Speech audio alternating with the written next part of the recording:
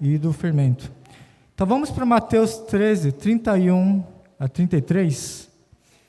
Mateus 13, 31 a 33.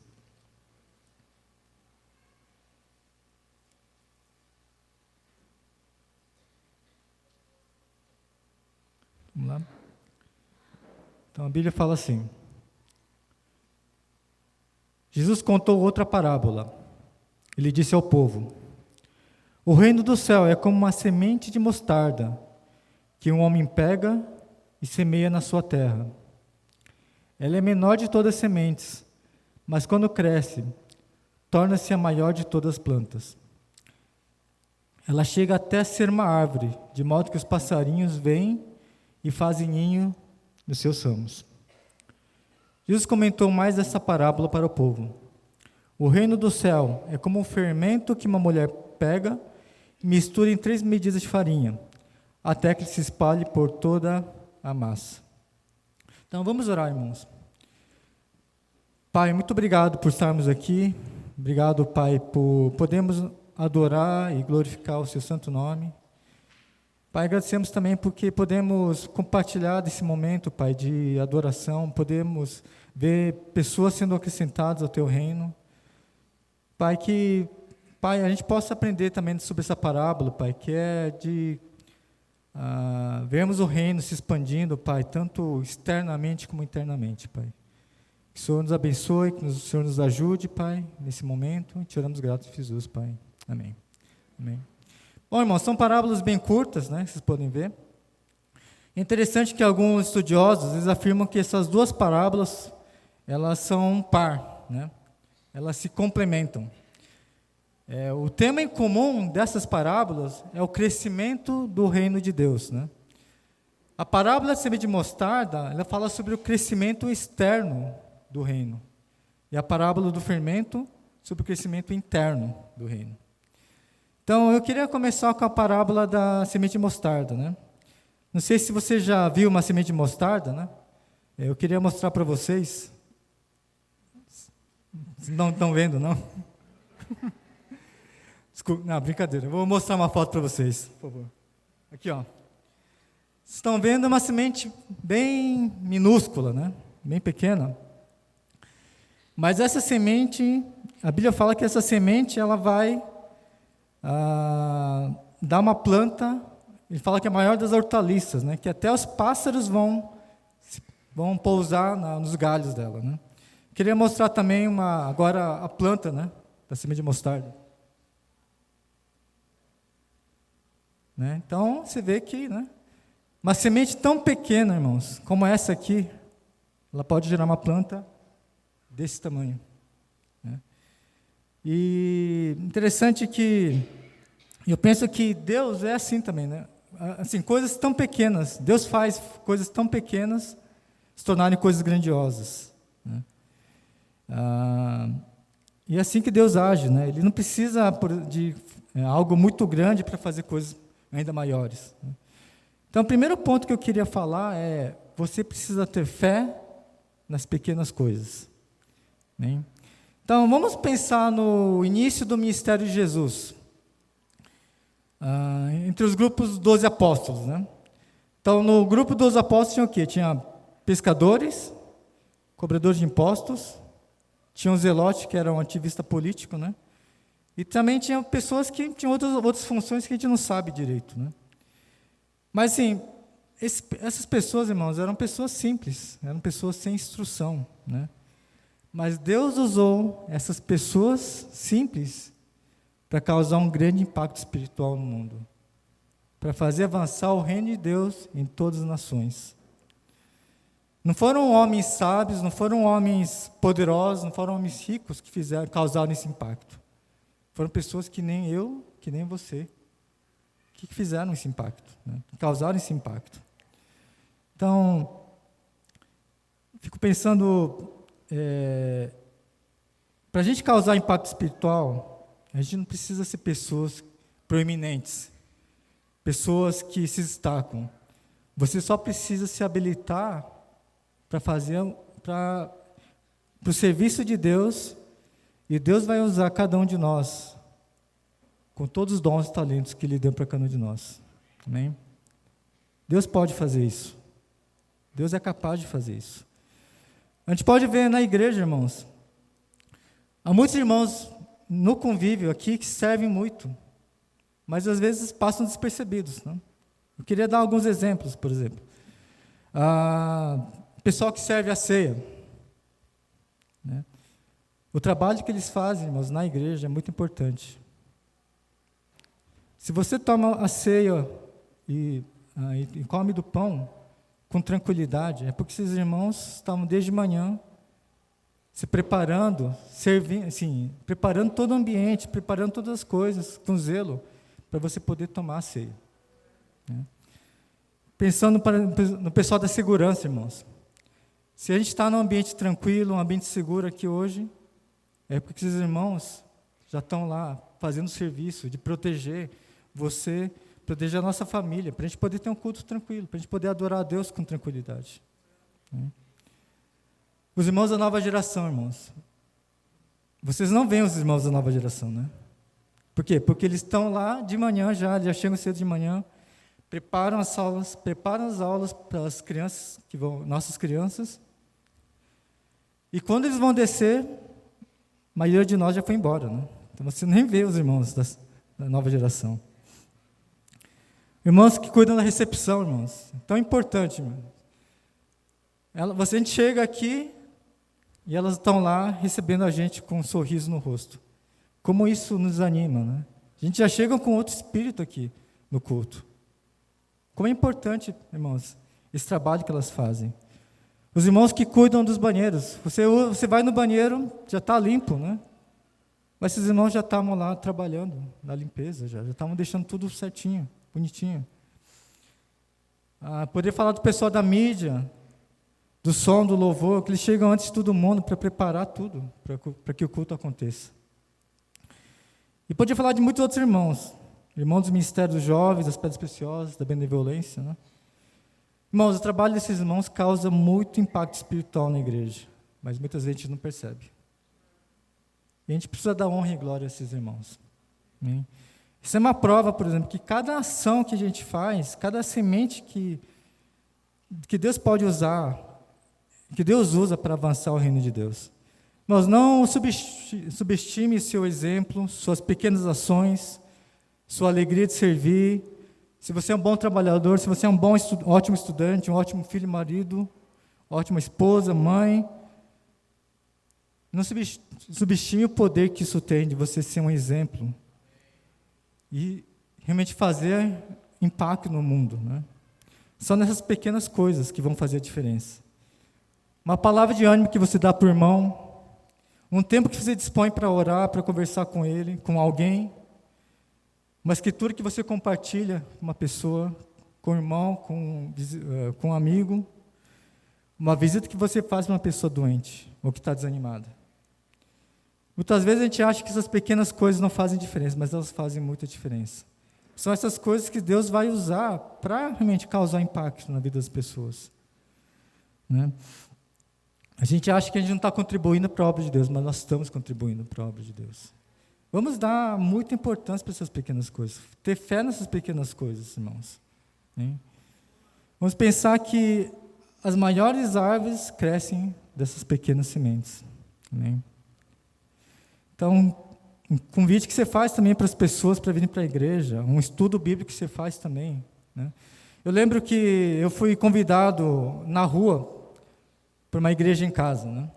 Imagina assim, geralmente as pessoas me veem, né, para distribuir panfleto, eles já desviam, porque japonês fechado, né? Então essa é a fama, né? Mas o irmão, ele venceu essa barreira, ele foi me convidar na rua. Me convidou, depois ficou me ligando umas 4 semanas para ir para uma igreja em casa, e eu dando desculpas, mas um dia eu falei, não, eu vou lá, para ele parar de me ligar. Mas eu fui numa igreja em casa, participei de um bate-papo, e que me causou tanto impacto.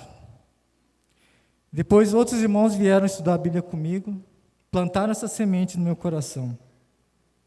E hoje eu estou aqui, irmãos. Hoje eu estou aqui, graças a Deus, graças a esses irmãos que deram esses pequenos passos, né? Então, sabe, começa com um pequeno convite.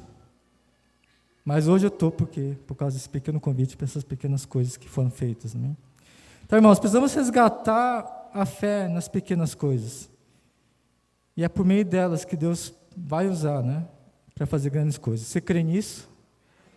Você acredita que Deus quer te usar também? Amém? Lembra, o reino de Deus é como uma semente de mostarda. Vamos para João 14, versículo 12, irmãos. João 14, versículo 12.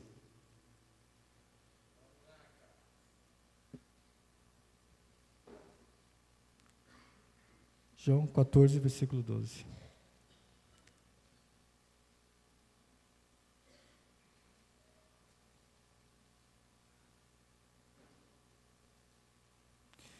E eu afirmo a vocês que isto é verdade. Quem crê em mim fará as coisas que eu faço e até maiores do que estas, porque eu vou para o meu Pai. Amém? Fazer coisas maiores que Jesus Cristo fez. Você crê nisso, irmãos? Que você vai poder fazer coisas maiores que Jesus Cristo fez? Irmãos, Jesus depositou essa confiança em cada um de nós, que a gente iria realizar o trabalho que Ele deixou para cada um de nós fazer, de completar a obra do ministério que Ele deixou, que a gente ia fazer coisas muito maiores, né? Os discípulos, aqueles discípulos simples do primeiro século, eles fizeram isso, né? Deus começou um bom trabalho nas nossas vidas, irmãos, e Ele vai concluir. Essa é a promessa dEle. Você crê nisso? Você crê que Deus quer usar a sua vida para transformar a vida de outras pessoas? Irmãos, esse ano, irmãos, vai ser um ano de mudanças. A gente vai voltar para os bairros. Né? E sabe do que a gente vai mais precisar? Da fé de cada um de vocês. Da minha fé e da sua fé. A fé para construir as igrejas nos bairros. A fé para avançar o reino, perto onde você mora, resgatar muitas almas que estão lá, perto na nossa vizinhança, irmãos. Pessoas que moram ao seu lado. A gente vai para os bairros para isso. Para avançar o reino de Deus nos bairros. Então, irmãos, vai precisar da nossa fé. Vai precisar de cada um de nós tendo fé, irmãos. Então, mas Edson, eu não estou com tanta fé assim.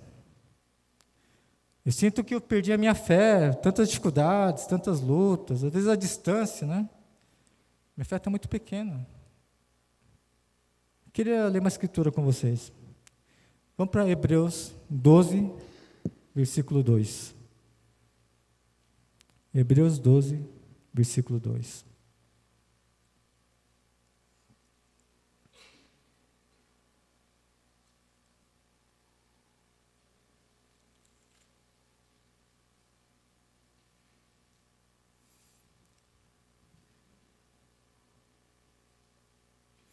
O que a Bíblia fala?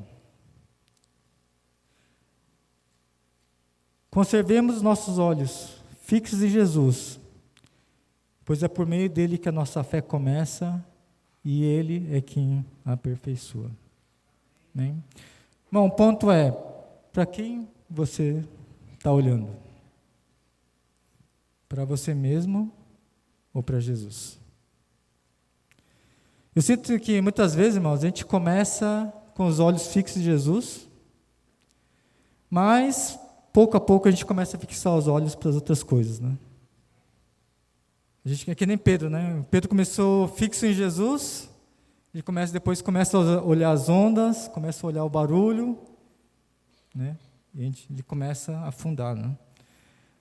Então a gente começa a deixar que outras coisas comecem a tomar o lugar de Jesus em nossas vidas, né? E a gente começa a colocar esperança no mundo, mas não em Cristo, né? E a gente começa a esquecer a essência da nossa vida cristã, que é o nosso relacionamento com Jesus. Sabe, irmãos, a gente é seguidor de Jesus, né? Somos discípulos de Jesus. Mas a pergunta que eu faço, você realmente conhece Jesus? Você conhece o caráter dele? Você está conectado com Ele? Ontem, irmãos, a gente teve numa reunião de líderes de igreja em casa, com Sul e Campo Limpo, né? E a gente teve um momento lá que a gente lavou os pés uns dos outros. Então, não sei se você já fez isso. Foi a primeira vez que eu fiz isso, né? E aí fui lavar o pé do irmão. E, irmãos, a gente precisa ter muita humildade para fazer isso. Pegar o pé do irmão e lavar os pés dele, né? E também eu fiquei um pouco constrangido porque esse irmão também foi lavar o meu pé, né? Eu não sei como é que estava. Desculpa, irmão. Talvez não foi uma boa experiência, né? Mas, irmãos, realmente uma experiência que me tocou muito, irmãos, porque mostra muito. A gente tem que ter muita humildade para fazer isso, né? Eu fiquei pensando em Jesus, quando ele foi lavar os pés dos discípulos, né?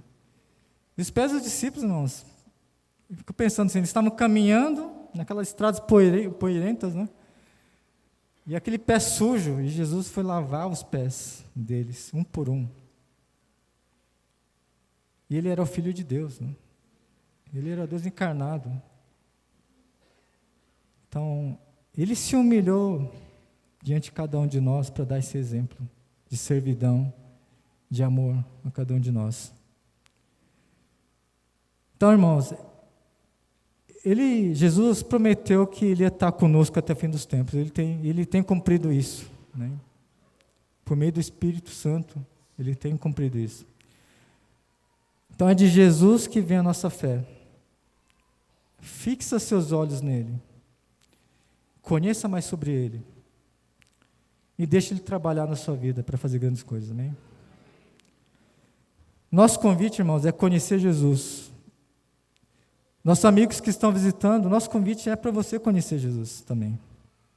Você que está estudando a Bíblia, também é esse convite que nós fazemos. Conheça Jesus. Conheça nosso Mestre e nosso Salvador. Amém?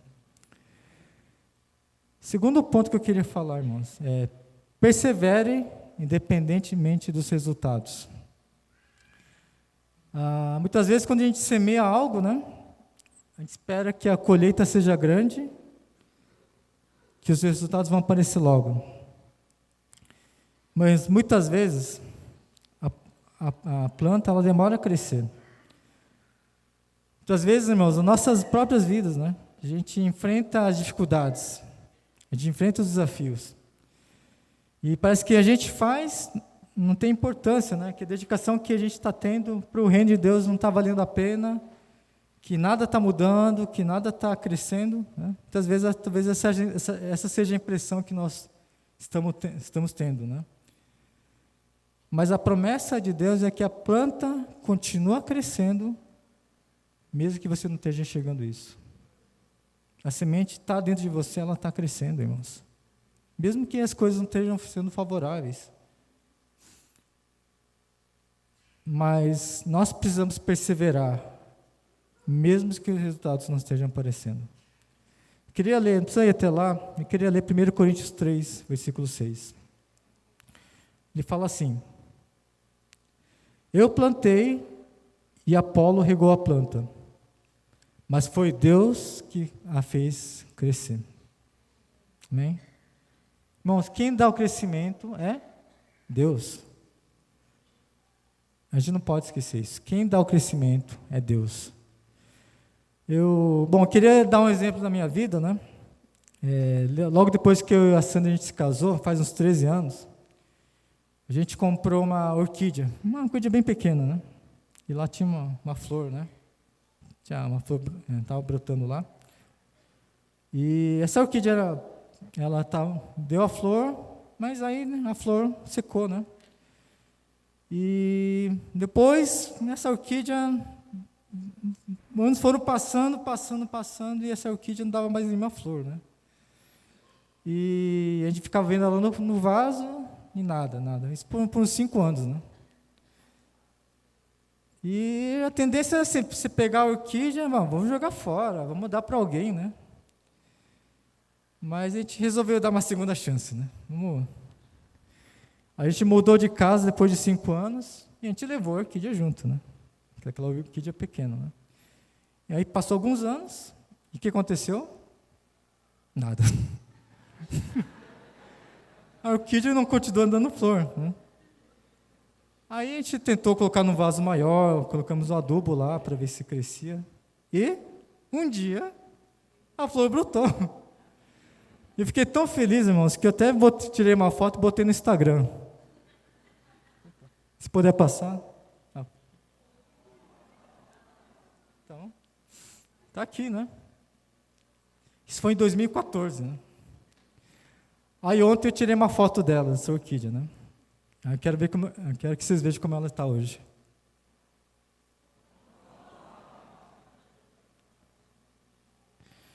Bom, ela já brotou várias vezes flores, né? Você pode ver que vai brotar daqui a pouco de novo. Agora, irmãos, como é que seria se a gente tivesse desistido dessa orquídea? Se a gente tivesse dado ela, jogado ela? A gente não estaria vendo ela crescer como ela cresceu. Então, irmãos, vale a pena perseverar. Vale a pena você prosseguir, continuar. Talvez você esteja desanimado ou desanimada porque você tem se dedicado ao reino de Deus, mas você não tem visto o resultado do seu trabalho. Talvez você esteja frustrado porque alguns sonhos e seus desejos não se realizaram ainda. Eu quero animar você a perseverar, irmãos. Quero animar você a prosseguir na batalha. A Bíblia, como eu já falei, a Bíblia nos mostra que Deus começou o trabalho na vida de vocês e Ele vai terminar. Mas a gente precisa ter paciência e perseverar até que os frutos venham. Não se canse de fazer o bem e a gente vai colher os frutos, irmãos. Vamos colher os frutos. Confie nas promessas de Deus. Repita essa promessa para você mesmo. E Deus vai continuar o trabalho mesmo. Amém? Terceiro ponto, irmãos. Espalhe o fermento na massa. Eu queria ler com vocês Mateus 13, voltar para Mateus 13, versículo 33.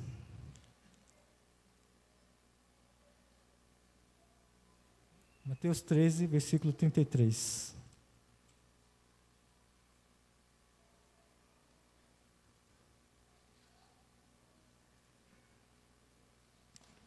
Essa é a parábola do fermento.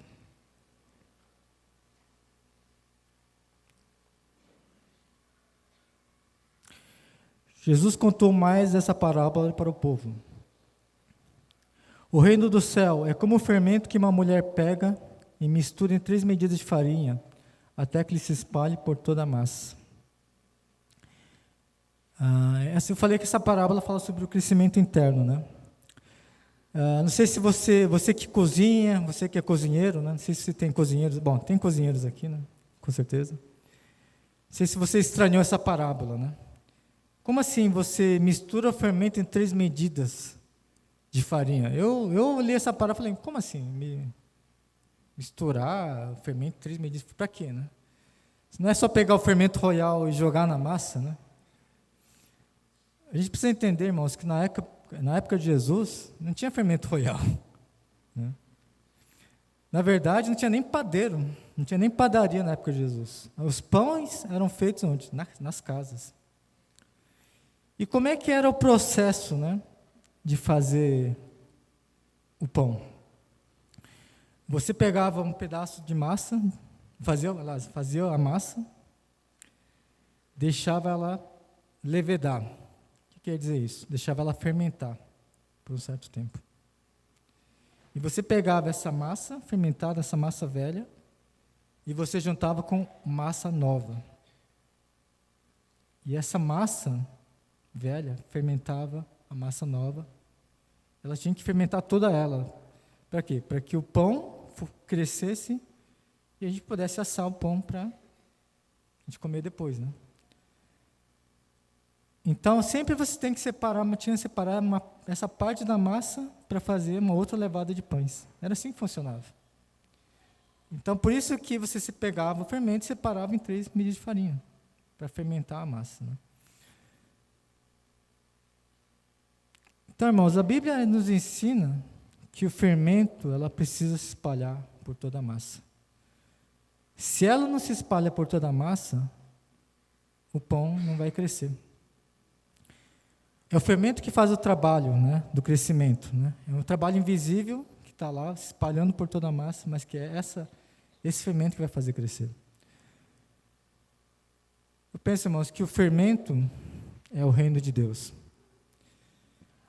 A Bíblia fala que o fermento, que o reino de Deus não é algo visível, ele está dentro de cada um de nós. Lucas 17, 21 fala isso. O que é o reino de Deus? O reino de Deus nada mais é do que o domínio de Deus sobre tudo e sobre nossas vidas, né? Meus, o reino de Deus está agindo em nossas vidas. Talvez você não está percebendo isso. Talvez você perceba, talvez não. Mas uma coisa que a gente precisa entender é que o reino de Deus precisa atingir cada parte das nossas vidas. Não apenas algumas áreas, mas todas elas. Todas as partes. Toda a nossa vida, o reino de Deus tem que estar presente. Nosso comportamento, nosso pensar, nas nossas finanças, nosso tempo, nossas emoções, nosso lar, no nosso casamento, nosso estudo, nossa carreira, tudo, irmãos. O reino de Deus tem que estar fazendo parte, fazendo se fazer presente. Né? Sem isso, irmãos, não tem crescimento espiritual. Então, às vezes, irmãos, a gente quer confiar, a gente não quer confiar na vontade de Deus nas nossas vidas. A gente quer fazer as coisas da nossa forma, do nosso jeito, mas a gente nega o poder de Deus. Muitas vezes, com isso, a gente nega o poder de Deus, o poder do Espírito de Deus nas nossas vidas. Então, uma coisa que eu digo, irmãos, permita o reino de Deus tomar conta da sua vida. Permita o Espírito de Deus causar um impacto na sua vida. Você, nosso amigo que está nos visitando, se você quer conhecer mais sobre o reino de Deus, fala com o amigo que te convidou, sobre conhecer mais sobre esse reino. Você que está estudando a Bíblia, continue a conhecer o reino de Deus. Esse é o convite que nós queremos fazer, é o convite de Cristo. Amém? Então, vamos lembrar que o reino de Deus, irmãos, ele começa pequeno e vai crescendo. Vamos lembrar de perseverar mesmo apesar de você não ver os frutos. E vamos prosseguir nossa caminhada até o fim. Amém, irmãos? Então eu queria terminar, né? Agora orando, irmãos. Amém? Pai, muito obrigado, Pai, por estarmos na Tua presença, no reino de Deus. Que a gente possa, Pai, permitir que o reino de Deus ele se espalhe em nosso ser, nosso coração, e que a gente possa perseverar para que os frutos do Espírito e os frutos do reino possam crescer e crescer abundantemente em nossas vidas, Pai. Nos dê a fé, Pai, que o Senhor quer que nós tenhamos, Pai, para avançar o Teu reino, Pai, para avançar o reino, Pai, nos nossos bairros, avançar o reino nesse mundo, Pai. E agradecemos por tudo, tiramos grato de Jesus, Pai. Amém.